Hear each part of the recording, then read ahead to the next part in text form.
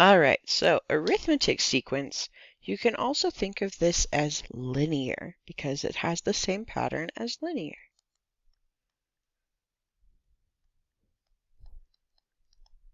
Okay, a sequence that adds or subtracts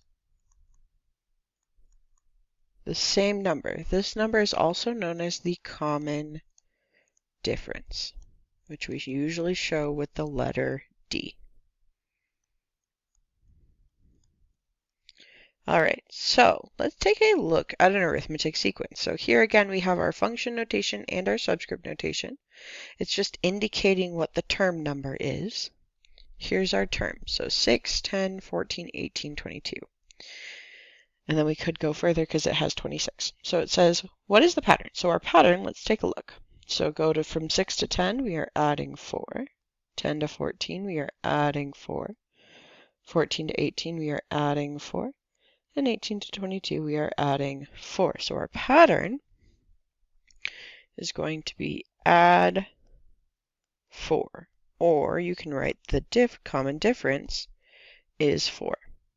Now our first term, we're going to use function notation here, would be f of 1. So if we look at f of 1, that number is 6. And it says the next term, so after 5, would be f of 6. And that would be 22 plus 4, so 26. Now let's write an equation. So there's two types of equations. One we already know, it's our recursive. So we could do f of 1 equals 6. Then we do now, so f of n equals before, so f of n minus 1. And then we're just adding 4.